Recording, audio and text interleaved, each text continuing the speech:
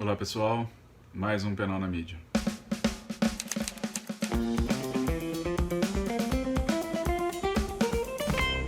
Pessoal, no vídeo de hoje eu vim comentar com vocês um caso que ganhou o noticiário aí no final de 2020 para 2021, que foi o acidente de trânsito envolvendo o jogador de futebol Marcinho, que acabou atropelando um casal de professores na Avenida Sernambetiba, no Rio de Janeiro, na Praia da Barra da Tijuca.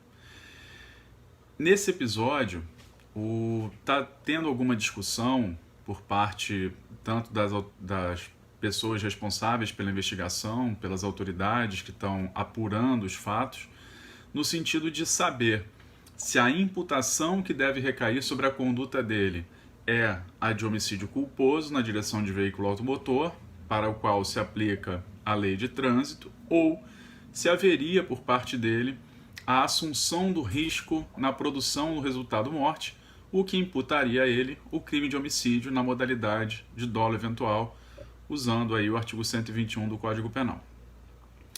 Pessoal, essa é uma discussão muito frequente envolvendo acidentes de trânsito.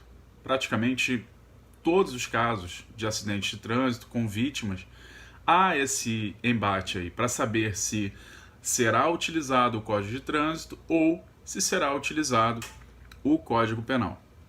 Muitas vezes há um recurso a certas fórmulas, como se fosse algo automático. No seguinte sentido, se o atropelador estava em excesso de velocidade, surge uma equação: excesso de velocidade mais trânsito, mais veículo automotor, é igual a dolo eventual. Isso nem de longe está correto. Da mesma forma, a outra fórmula padrão que envolvia a embriaguez. Então, embriaguez mais direção de veículo automotor também seria um sinônimo de dolo eventual. Pessoal, como vocês que estudam direito sabem, o dolo eventual ele não é algo que fica sujeito a fórmulas. O dolo eventual ele precisa ser comprovado, como todas as hipóteses de dolo. E o dolo eventual ele tem na sua composição a figura da assunção do risco, ou seja, é imprescindível que o agente consiga antever que aquele resultado lesivo possa acontecer e ele seja indiferente a isso, ou seja, ele assuma o risco na produção daquele resultado. Com todas as vênias, eu não concordo com a imputação de homicídio doloso para delitos de trânsito, exceto em casos muito específicos. Eu sou muito crítico em relação a isso, até porque, talvez na minha leitura, o único caso que a gente poderia falar de crime doloso no trânsito seria aquele caso do indivíduo que intencionalmente joga o seu carro, aquelas cenas de novela, em que o indivíduo joga o seu carro sobre a vítima, que é um desafeto dele, ao vê-la atravessar a rua. Isso seria uma conduta, obviamente, dolosa. Nem dolo eventual, seria dolo direto mesmo na produção do resultado. Mas nos casos de trânsito, eu tenho muita dificuldade em enxergar dolo eventual. As condutas de trânsito, os atropelamentos, os acidentes de trânsito, na minha leitura, na minha humilde opinião, recaem sobre o crime culposo. E a gente sempre teve um problema, e o problema recaía exatamente na pena abstratamente cominada. Por quê? Porque o crime que a gente está tratando é o crime do artigo 302 da Lei 9.503 de 97. E o que esse artigo 302 traz para a gente como pena abstratamente cominada? Pessoal, a pena é detenção de 2 a 4 anos e suspensão ou proibição de se obter a permissão ou habilitação para dirigir veículo automotor. Pessoal, uma pena de 2 a 4 anos normalmente tem como consequência a imposição de uma pena restritiva de direitos, a imposição de uma PRD. Ou seja, dificilmente uma pessoa acusada de um homicídio culposo na direção de veículo automotor recebe como punição uma pena privativa de liberdade, porque fatalmente ela vai preencher os requisitos objetivos e subjetivos lá no artigo 44 para ter, portanto, a sua pena substituída por restritiva de direitos. Então, isso sempre trouxe para a nossa sociedade um inconformismo.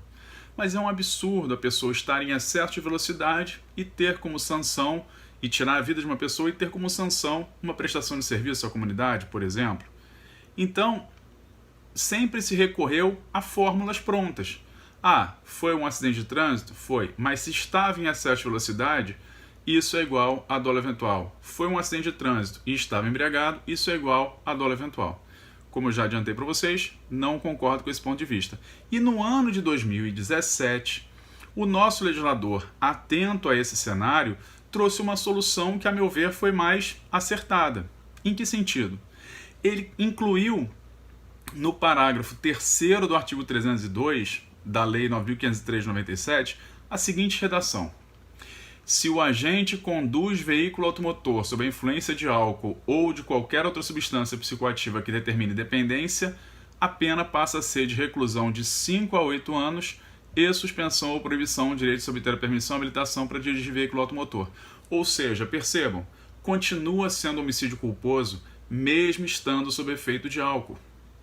Ainda que a pessoa esteja sob efeito de álcool, o crime será homicídio culposo, só que na modalidade qualificada do parágrafo 3º, que tem uma pena em abstrato de 5 a 8 anos. Em termos práticos, isso significa pena privativa de liberdade, porque uma pena de 5 a 8 anos acaba tendo a imposição de uma privativa de liberdade, a despeito de lá no artigo 44 falar que qualquer que seja a pena se o crime for culposo. Então esse é um ponto que gera aí muita discussão, na medida em que continua sendo um crime culposo, em tese, a despeito de apenas ser de 5 a 8 anos, caberia também a PRD. Mas percebam como a quantidade de pena ela já é maior do que a pena de 2 a 4 que está prevista no caput do artigo. Então, pessoal, vejam, essa fórmula embriaguez mais direção igual a dolo eventual, ela não corresponde à verdade.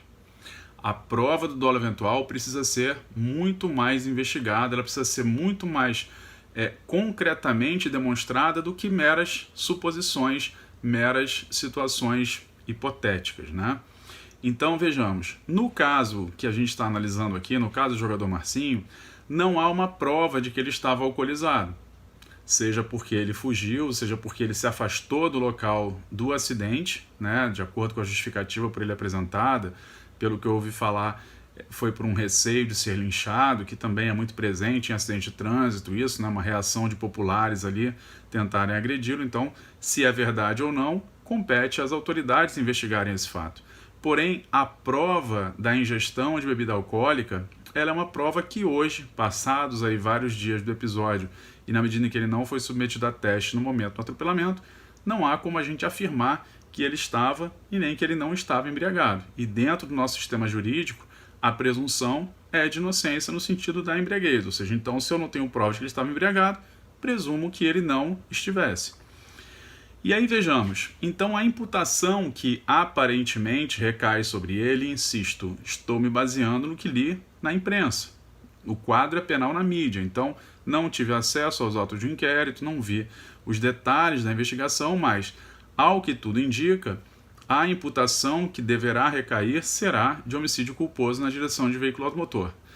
Tá? E aí tem a pena de 2 a 4 anos, podendo incidir ainda o parágrafo 1º, inciso 3, que fala de deixar de prestar socorro quando possível fazê-lo sem risco pessoal à vítima do acidente. Lembrando que o jogador alega que havia risco pessoal para ele e por essa razão ele teria deixado o local sem prestar socorro às vítimas.